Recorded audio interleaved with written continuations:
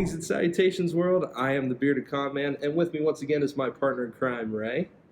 And we're finally going to review the full trailer for Spider-Man Homecoming. So let's get into it.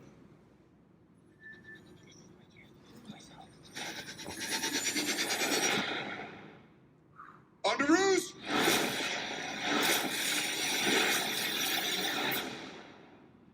Hey everyone.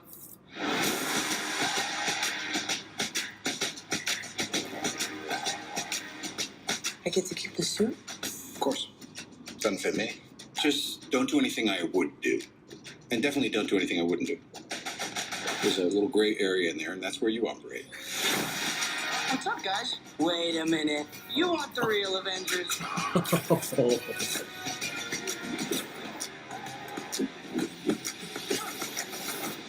But this does not mean you're an Avenger, in case you were wondering. Oh. That's not a hug. I'm just grabbing a toe for you. Good luck out there. The world's changing, boys. Time we change, too. Shit. Oh my god. Oh. We know that hotel. Yeah. Listen, Peter. Forget the flying monster guy. There are people who handle this sort of thing.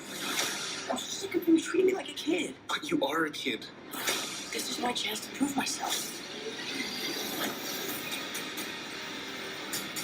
Don't mess with me. Because I will kill you and everybody you love.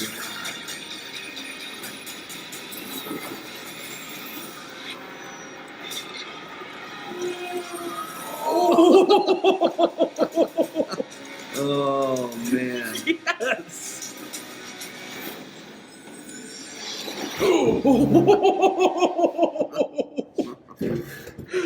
All right. Okay. So, number one, that was incredible.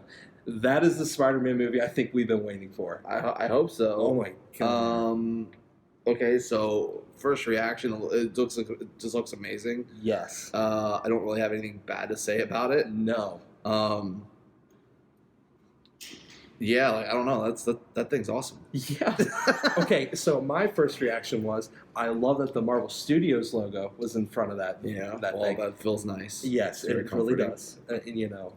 That just brings home the fact that this is a Marvel Studios film. Yeah. I love that Tony Stark is fully in play in this film. I mean, we knew that he was going to be at some point in there, but it seems like he's almost in a supporting role in this one, almost like he was in Captain America: Civil War. Well, and I think to that point, they're using Tony to drive the storyline because it's smart in the sense that we don't need a reboot. Yes. So okay, so how do you have a Spider-Man film without it being a reboot? Okay, we have Tony Stark drive the plot point of and we've already gotten that connection with him in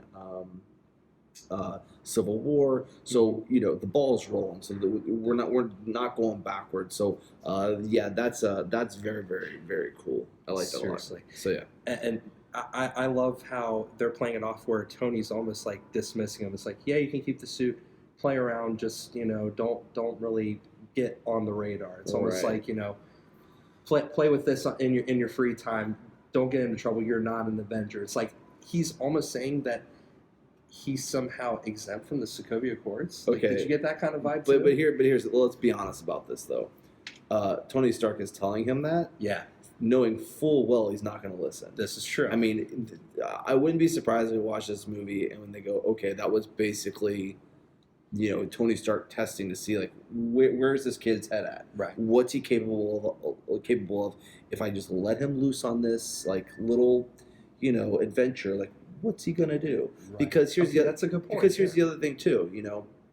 Okay, obviously, I don't know if you want to expand on this, but the villain. Yes. Okay. Right. Vulture. Sure. All right. Number one, incredible casting choice with Michael Keaton. Yeah, I think it's okay. Yeah. I'm not 100% on it, but I could be okay with it. Okay. Sure. Okay. Sure. I feel like it's almost a shoe-in. I mean, we both agree. I know that Birdman, the movie Birdman, Yeah. was not the movie that you and I were expecting, and we both agree that it's not what everyone builds it up to be Oh, yeah. as this incredible film. It's like, It was okay. Yeah. I mean, I loved the pieces of it that actually Michael Keaton portrayed, where it's like, like this dual identity. It's almost like he re-skinned his Batman persona and like made it seem like he was at war with himself, like it was Bruce Wayne and Batman fighting with each other. Sure. Almost. That aspect I really liked, and I feel like he kind of brings a little bit of that to this character of the Vulture, because the Vulture was always, like this pretentious, arrogant, vicious narcissist, honestly. And, I feel like that gravitas to bring that to life finally on the screen, to see that character is something that you would have to do in order to pull that character together. So on that note, why I wanted you to expand on Vulture was the fact that, going back to what we were talking about before, is that if Tony Stark gives Peter Parker this suit and says, "Don't get in any trouble." Right. Okay. But then you've got this villain, Vulture, who's going, okay, so where's, where are the other Avengers? Like, this is true. Where, okay, take care of this guy. This guy needs to be taken care of. Now, maybe at the end of the trailer, when you see them together, Tony Stark and Spider-Man together, maybe that's, Tony Stark saying, okay, the kid knows what's up, but I'm going to help him because he's just a kid after all. Right. But I do find it interesting that the remark was made in the trailer about the Vulture. It's like, leave the guy in the bird suit alone. There are people to take care of him. Yeah. Why would he make that remark? But the Vulture's clearly still, causing havoc, and the Avengers aren't responding. Right. Like, is that almost pulling into play, like the Sokovia Accords won't let them? Or is there maybe a little bit something more sinister at play there? Yeah, I mean, I guess we'll have to see the movie to find out. But yeah, no, that brings up a good point. The other thing I'll say on this is this dynamic they've never really explored before was the fact that in the past you get Peter as it's always Peter and his love interests. From what I can see here, there's no love interest. Yeah. So, but what they are playing off of the fact that he's a kid. You're dealing with, people that are in their 30s, 40s, 50s, that, these like superheroes. Sure. But he's I guess he's supposed to be in high school in this movie? Yeah. Okay. So, he's a teenager. Right. So they're going to speak down to him. You just got this way. Yeah. We've been at this we've seen almost a decade now of like Avengers kind of like films and stuff like that. So, I mean, they're kind of like, dude, we got this or whatever. Well, not Avengers films, but, Marvel films like Iron Man and things like that. But, they're going to talk down to him, and his age is going to be the conflict. It's not can I manage my love interest with having these powers. It's can I have these powers and be equals with these other people and still deal with problems that a teenager deals with. Exactly, and I do like that dynamic because I feel like the films in the past have suffered from that, because now while the love interest for Peter has always been this part of his genetic makeup as a character, it's been kind of played out almost in the same sense that the origin aspect has. I feel like that's what Amazing Spider-Man 2 suffered a lot from, aside from villain overload. Right. And among other things. I mean, that's a completely whole other can of worms.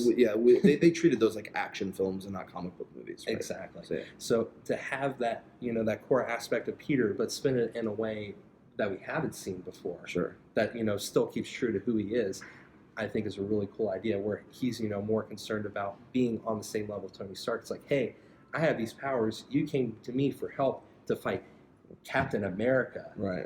Stop treating me like a kid when you know what I can do. Right. Because I took down Ant-Man. Right. I actually went on par with Captain America. Like, he's proven himself in that battle. Well, yeah, Tony Stark's gone, went to Peter Parker and was like, hey, come on, we need you on our side, because there's obviously some value to that. Right. We were talking about yesterday with the whole Spider-Man's world being so complex. Yes. It looks like they're gonna dig into that complexity. Let's stop. It's the same thing we see with a lot of these movies with repeating origin stories, and it's like, we'll use Superman for an example. I mean, how many times are we going to see Superman's origin story? Right. It's just played out old and it's just dumb. So 100%. so just the fact that they're starting, just not, they're starting from this point and moving forward because we already have an established story, from Spider-Man, and they're going to dig into some other things and some not so obvious villains, one that we haven't seen before. Right. I mean, that's one of my favorite things to see is,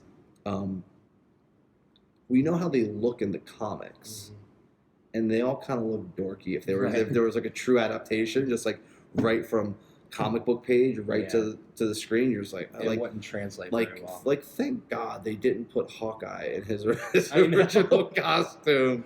It was just so bad. But yeah, for sure. But Vulture looks awesome. Yes, they don't really show too much, right. But and the scene obviously in the hotel here in downtown Atlanta, where they host Dragon Con every year. That's cool to see. And it seriously was, man. Yeah. They see him swoop down. It's like, we know that hotel. We know that hotel. We look up there all the time. Now I'm going to look up and expect this Birdman to come flying down. We've been in many a Dragon Cons in that hotel. So yeah, man. Yeah, I even like they even did you notice they got away from the blue and red?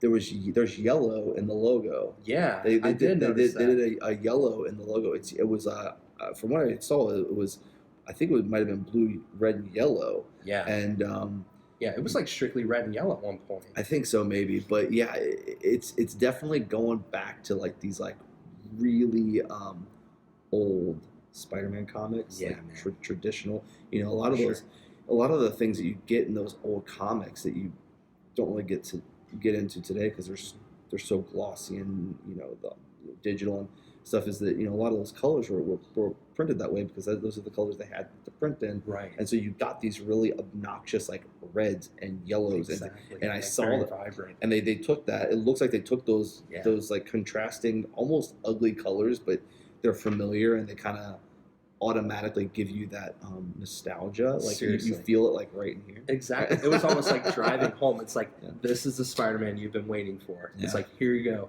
Spider-Man Homecoming. It's almost like, since they put that in the title, it was almost like driving home to fans. It's like, he's home, guys. This is the Spider-Man you've been waiting for. And I'm still not stoked on that title. I'm not. The Homecoming just sounds kind of wussy. I mean, it just sounds wimpy. It doesn't sound.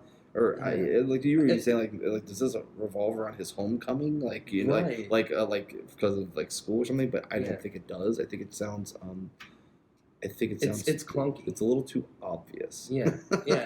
It could definitely be stronger. I agree. I was still holding out hope, like you, that it was a working title. Sure. It's still, who knows? It's still maybe. I mean, I don't know. I don't know. Whatever. But I mean, and again, like we said yesterday, it won't make or break the movie. But that is kind of the only con that I have to what I've seen. I look at it this way: when it's like Spider-Man, and maybe we have to see the movie to understand this. For sure. But when it says Spider-Man Homecoming, I'm like, what does that even mean? Right. Like, what is that? What is he really even referencing? Because if it's just referencing the fact that like he's coming home to the Marvel universe as opposed to like this separate, I'm like, well, that doesn't tell me much about the story. Like, what does that have to do with the story? It doesn't say anything. See, and the only thing that I can think of from the comics, there actually was a storyline called Spider-Man Homecoming. And maybe you'll remember this. This is when he first got the symbiote. Okay. And he came back to New York from the Secret War. And that was the name of the storyline, was Spider-Man Homecoming. I don't know if it's an homage to that or almost like a sly way of Marvel Studios saying, we might get the symbiote introduced at the end. Yeah, there's going to be some teaser stuff to that. Yeah, I don't know, but it definitely gives something to kind of chew on about. Hopefully there's something more to it than it being on the nose as, him coming home, like we said yesterday, to Marvel Studios. You know what I'm also really excited about? What's that? In my personal opinion, the best Iron Man movies are the not Iron Man movies, like Avengers and Civil War, and so now we got a Tony Stark in here. The Iron Man movies, from what I remember back, I liked Iron Man 1. I thought that was really cool. It moved very slowly. Yeah. But it went into like a lot of the true, you got a real good feeling of who this person was, and there was some just really cool, well shot action scenes. Definitely. They were motivated in the right way, and I liked it a lot. But the second and third one, I was like, whatever. Right. But so far, like everything else that Tony Stark / Iron Man, all the other group films, yeah, they're my favorite. Yeah, they're I awesome. agree. Like, and it's funny because Civil War almost transcended being a Captain America 3 because it was just as much an Iron Man movie as it was a Steve Rogers movie. For sure. So, and I love that. I love that Tony has, kind of transcended his own movies and became, more or less the patriarch of the Marvel Studios universe, where he jumps through all these different films and he works perfectly. It's not like they're just throwing him in there just to be like, oh, and here's Iron Man. Like, he works beautiful. Well, that's what when we first started talking, that they're using Tony to move that story along. And let's just be honest. I mean, I don't know. Like, okay, so I don't know. Captain America, Thor, like they're side characters. They're in a weird way. They're kind of they're not. Okay, let me back up. Captain America. I love those movies. Yeah. The Thor movies.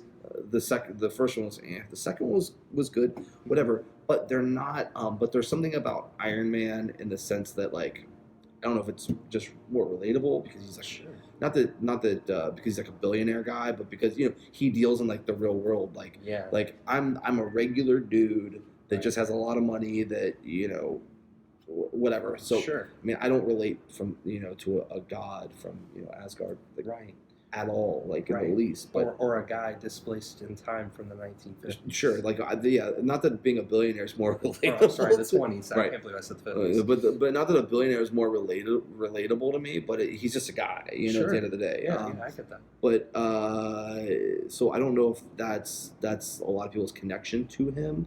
But either way, or maybe it's just Robert Downey Jr. plays just a badass, version of Captain America or of Iron Man. But I think that him leading this kind of charge, because usually it would be Captain America. Like he's the official, unofficial leader. He's the captain of the team, right? Yeah. And Tony even made that remark in Avengers 2, where he's like, Cap's the leader. It's like, I just pay for your toys, your building, the power, all the cool gadgets and things you guys do. It's like, he leads the charge. But we really are more or less said that. Yeah, but we really are seeing Tony Stark become the leader. He's the leader because he's an instigator, right?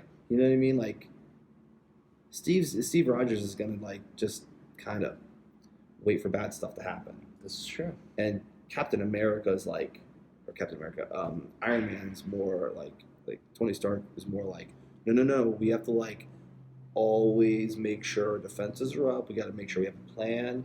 And so he naturally becomes the leader in these kind of movies. So that's why I think we see him a lot. And that's not to say that we won't see other Avengers in the movie. I don't know. Right. But man, it looks badass. It really does.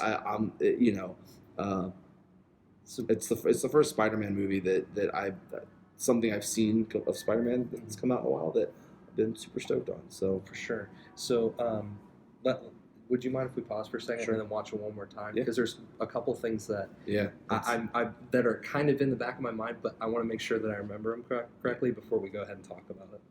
And I mean, let's be honest. Let's watch it a second time. Watch it again. Yeah, exactly. Underoos! I will say I like how they do this, where it's just like a quick recap of his role in Civil War, and then we just go right into it. For sure. I get to keep the suit? Of course. Doesn't fit me. Just don't do anything I would do. And definitely don't do anything I wouldn't do. There's a little gray area in there, and that's where you operate. What's up, guys? Wait a minute. You want the real Avengers?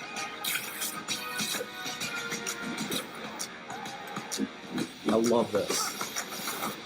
But this does not mean you're an Avenger, in case you were wondering. Oh. That's not a hug. I'm just grabbing the toe for you. All right, kid. Good luck out there. The world's changing, boys. Time we change too. So, real quick, Does that seem like Shocker to you? Yeah. Listen, Peter, forget the flying monster guy. There are people who handle this sort of thing. I'm sick of you treating me like a kid. But you are a kid. This is my chance to prove myself. Don't mess with me. Because I will kill you and everybody you love.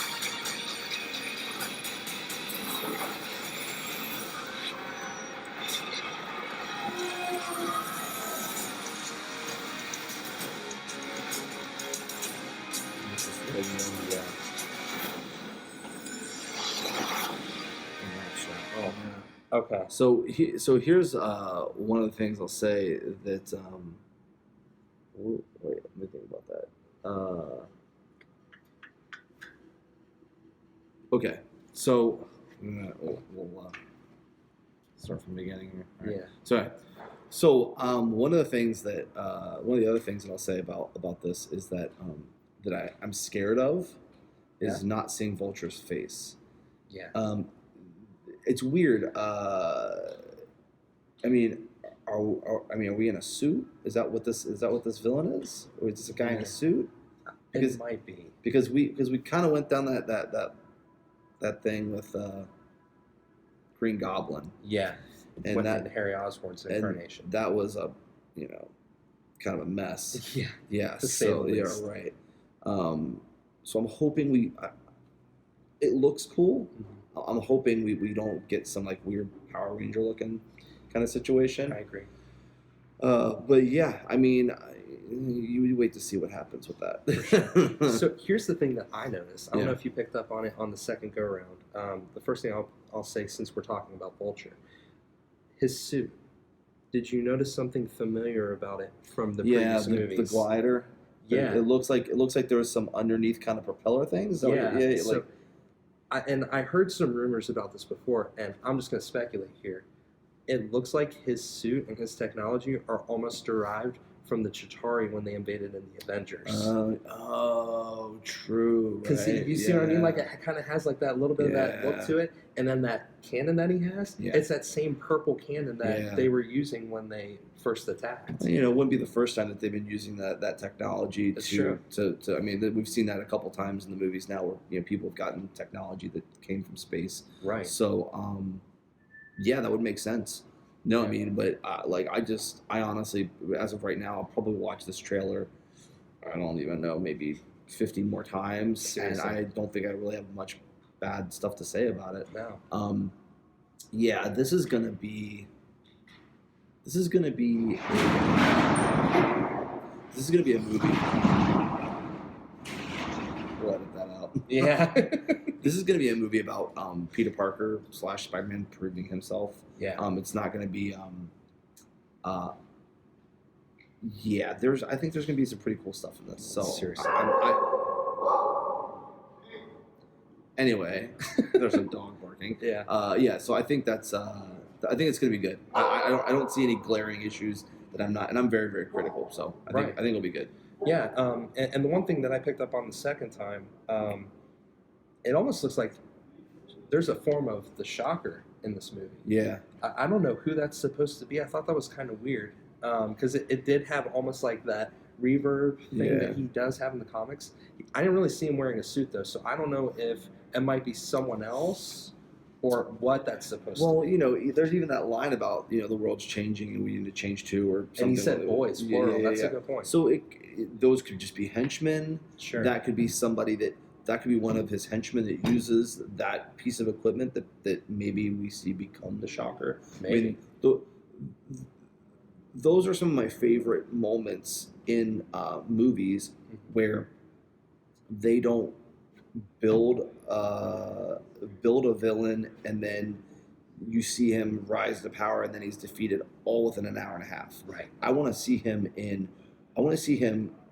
like Loki's a great example of that. Yeah. Like, definitely. I mean, Loki's this villain that just weaves his way in and out of those movies, and you actually care for that character, and they haven't killed him yet, and they've done a lot of really cool stuff with him. For and sure. Like, let's get some of that. Let's get the let's not only make this a story of Vulture, but let's see the origin of Shocker in this movie. And I mean, I'm just speculating, or the things that I would love. Yeah, but for sure. but I wish they would start playing some stuff out like that. So Definitely. And what I like too is, we're kind of breaking this track of, the villains being the evil doppelganger of the hero.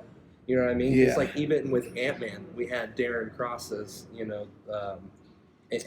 I can't remember, Wasp. the Yellow Jacket. or Yellow Jacket, yeah. I don't know. So, like a dark mirror of what he is. I mean, even Thor with Loki. Now, Loki transcended, like you said, but, Captain America, Red Skull, Captain America, Winter Soldier. Yeah. You you'll get even going way back to the Edward Norton Hulk movies. You had Abomination. Right. You know what I mean? Marvel's so good about their superheroes that they can't think of.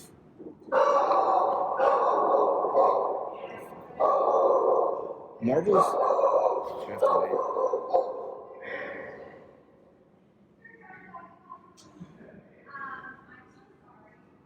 Marvel is so good about their superheroes that they have no better idea than to a lot of times just mimic what their superheroes do. True. In the sense that, you even look at Whiplash. You even look at Whiplash in the second Iron Man movie. Yeah. And they gave Whiplash a suit, and they gave him. And it's like, well, just Right.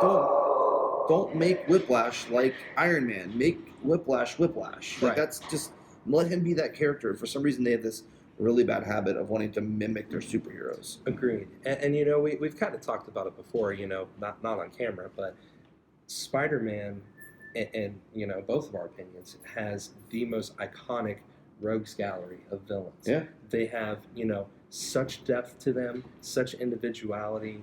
I mean, you've got, just to name a few, the Sinister Six is a great example. Sure. Like, they each have their own crazy skill set. You got Sandman, Electro, Dr. Octopus, Vulture, and in this movie, Kraven the Hunter, and in some incarnations, Green Goblin or Venom. The sixth guy tends to be switched out. Sure. But needless to say, Rhino even there's never been really an evil doppelganger of Spider-Man until Venom came along. Right. And even then, Venom is his own thing. Yeah. He has his own different powers and skill sets that even transcends what Spider-Man can. Absolutely. So, man, speaking of Rhino, how bad did they screw him up in Amazing Spider-Man 2? That was just like... It was painful. And, Paul Giamatti is such a badass actor. Yeah, and, I know. He got sucked into that. I guess you're just looking at a dollar sign at that point, but, that it was just bad. It was just so bad. And I was bummed about that. Dude, I agree with you. And it was so exciting when they announced, it's like, oh, we're going to get Electro, Green Goblin, and the Rhino. Originally our thoughts were like, okay, two villains we've never seen on screen before. That's amazing. Immediately the sirens went off of, Spider-Man 3 issues of it being too many villains. But again, they were poorly executed. They didn't even, kind of resemble their characters, honestly. Electro was almost like a vampire in a sense. And, had this vendetta against Spider-Man, where he was obsessed with him. Max Dillon, is this, and we're getting really off topic, so I'll say this really quickly. Max Dillon is this guy that, was an electrician. He fell off a telephone pole and gained powers and just decided, I'm going to be a bad guy. No one can stop me. I'm just going to rob banks. Right. That was his motivation. And then, his hatred for Spider-Man came later when Spider-Man, was able to foil him after a couple attempts and, with his genius intellect, creating a suit that could combat his electric powers. That's where that hatred between the two of them came from. But that's to that point. That's the problem with these movies a lot of times. Right. Is that it all has to be set up, knocked down, and tied up in a bow in an hour and a half, 2 hours, and be done. Exactly. You can't have, you can't, and then for somebody just being an electrician and just get those powers, they got to find motivation, and that's going to take 2 movies, and so it's a whole thing. So that's part of the bad thing about this whole thing. So. Yeah, exactly. So, and to that point, I love that they went with not only a new character that doesn't mirror Spider-Man, but it's also a character we haven't seen before. That is a bold move on their part, and I love that. I'm into I think this is the point of this right now is to go, we need to wipe the slate clean. No origin story. Right. No, like, this is the first time we've had this property back over at Marvel. Like, we can't screw it up by just doing the same old thing. Exactly. We got to pull out all the stops. We got to. This is a rebranding effort. This is huge. It's just huge. So Seriously. so yeah, they're not. That's why I have a feeling this is not going to be the same old thing we've seen. This is going to be. I want to say, and I hope they're going to do everything the opposite that we've seen. Take some of the good things, but for the most part, throw it all away and just brand new. So yeah, definitely do. So yeah, kind of moving on to that point, I do love there seems to be just a couple of little jabs in there, like if Marvel's saying, hey, we can do Spider-Man better. I don't know if you picked up on that or not. Well, just like even like the little bit where they showed him taking on the criminals, it's like he was comedic. He was, he's like, oh, you're not the Avengers. What do you think you're doing? The little bobbing and weaving that he was doing, and just like kind of like brushing them off. They can finally reference that there's other stuff going on in the world. Yes, it's not just Spider-Man. Before he's in his own little world, and he could, he wasn't able to interact with anything. No, yeah, it was just him. Yeah. Which I kind of like that stuff. But this is the first time he has there's a reference for where he is in the world. Yeah, I think that all that stuff's going to be great, and the pressure's on with Marvel because they want to make this good in the sense that they know people are not happy with those other Spider-Man movies, and if they screw it up, well, then it's just going to be bad news. So exactly. I don't know of a Marvel movie I've seen recently that hasn't been awesome. No, none come to mind either. I'm not too worried this is going to be great as well. Oh, so, yeah. Same here, man. And my final thing that I'll say that I noticed a little bit of the trumping as well was that scene with Spider-Man holding together a ship with multiple web things. That was almost like a callback to Spider-Man 2. It's like, where he's stopping the train. Iconic. Yeah, and you and I still this day watch that. And that's a great scene. I mean, hands down, that is the best Spider-Man film to date. Now, that may change with this, but that scene it's so iconic because it's it shows off what he can do, how strong he is, how strong his webbing is, determination, and he's willing to put himself above everyone else. I love that. So just to see him holding together a ship. I mean, I don't know how you do that. I mean, the ship's breaking apart. Seriously, just save everybody inside. Exactly. It's like, I don't know. Yeah, Sony's Spider-Man, can save a train full of people. Our Spider-Man can save a ship. Right. Yeah, they had to really go big on that. So seriously. Pretty awesome. So yeah, I think from what the trailer looks like, it looks great. Yeah, man. Yeah, it looks awesome. I can't wait to see it. So I'll I'm stoked on this. Same here, dude. Same here. All right, guys. Well, we'll go ahead and wrap it up then. I hope you enjoyed our long-awaited review of this trailer. It was definitely worth the wait for us. So be sure to like, share, favorite, and subscribe if you enjoyed this video. We'll be getting together again soon for a couple of other things, maybe some movie reviews, some opinion pieces. I mean, you kind of heard us kind of go back and forth and get a little bit off topic because this stuff gets us really excited, and we usually feed off of each other in our excitement. So a lot more to come in the future. Until then, remember, beard. I am the Bearded Con Man. This is Ray. We'll see you next time. Take care, guys.